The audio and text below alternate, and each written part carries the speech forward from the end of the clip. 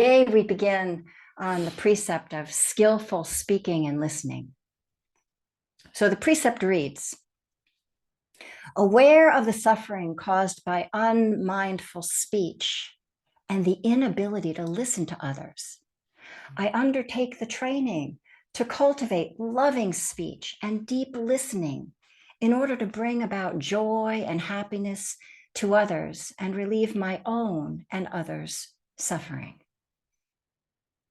This precept is interpreted by Thich Nhat Hanh and addresses both sides of the equation, both speaking and listening, and gives us handholds for how to be more skillful in how we speak and listen, both to ourselves and others. Today, I'd like to focus on just the aspect of skillful speech. We are talkers all day long. All day long, we say things. We say things to ourselves in the privacy of our mind, and we say things to others in daily interaction. We say things, beautiful things, nasty things, useless things. We all do this. Now, how often do we say things, though, that we regret, that we wish we didn't say?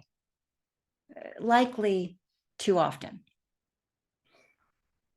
Typically, we get into habits about what and how we speak, both to ourselves and others.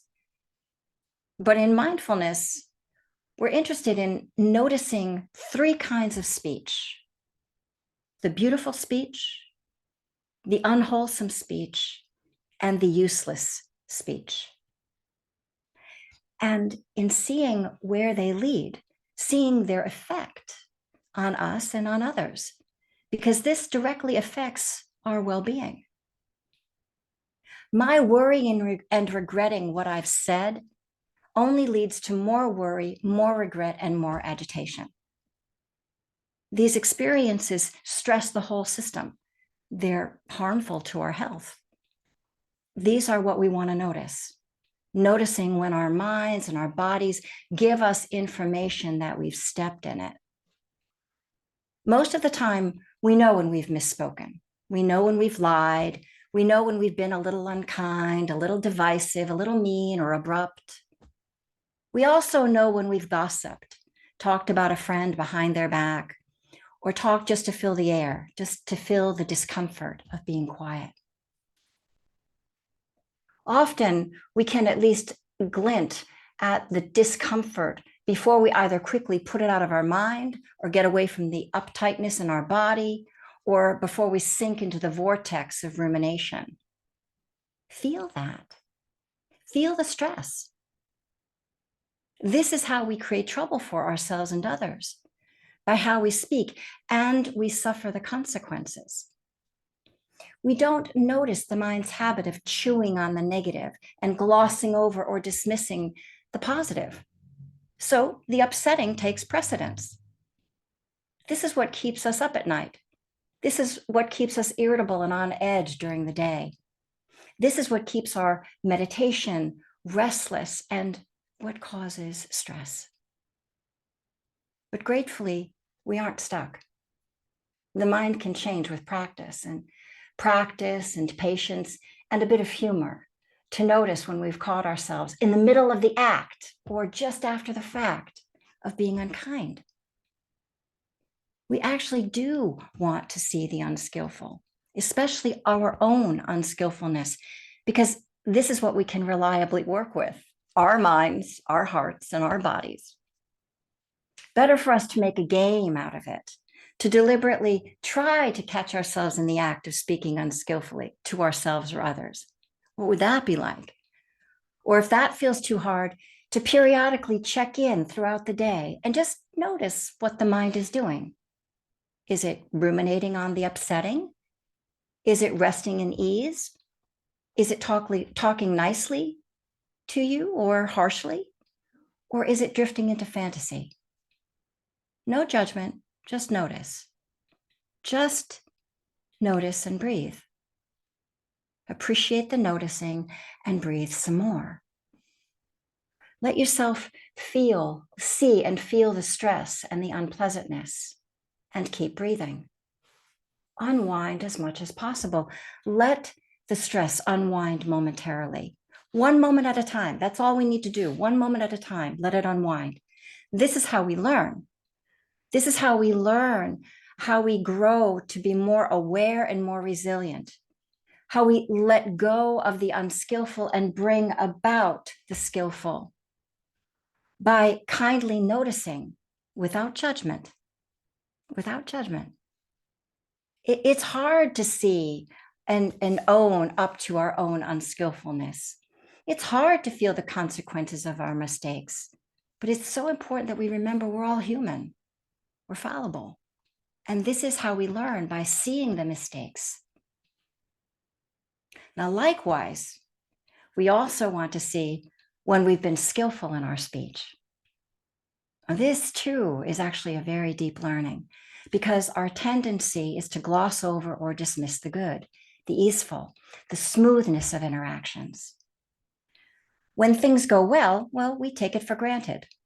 Silly us, really, because these are precious moments to be elevated and to be remembered, because this too is how we learn what to keep doing, how we train the heart in the ways of non-harm and goodwill. We learn what leads to good results. We learn what leads to peace, ease of mind and heart, harmony between people. Notice what it feels like when we're out in public and randomly someone smiles kindly at us, or acknowledges us, or apologizes to us. Notice when a partner or a friend says something hard in a kind way. What does skillful speech feel like on the receiving end? Drop in and see. Drop in and feel. Drop in and receive the message. Let the whole of the organism receive the wave of goodness. When we're out in public, notice what it is like to witness a customer complaint being met with true, deep listening, and see and sense when the person who is upset visibly calms down. What happens in your body, in our bodies, when we watch that? Learn to read the signs inside. Often we can glint at these inner experiences of joy or ease or peace or contentment in the body and mind. Notice these moments and breathe. Appreciate them and breathe. Recollect them and breathe. Maybe reflect on these moments at the end of the day as you lie in bed at night. Why not recollect all of the small kindnesses that were offered during the day, or received or felt? Let the mind dwell here on these uplifting moments and receive the message of kindness again. This is how the mind learns. This is how the heart learns to be more skillful, to feel more at peace, and to sleep in peace. This is a kindness to us. So let's learn the ways of skillful speech by tracking how we speak to ourselves in the privacy of our minds, how we speak outwardly to others, and notice the results, the effect. What does it feel like inside? What do you notice outwardly? This is good practice, really good practice. This month, let's bring caring attention to speech.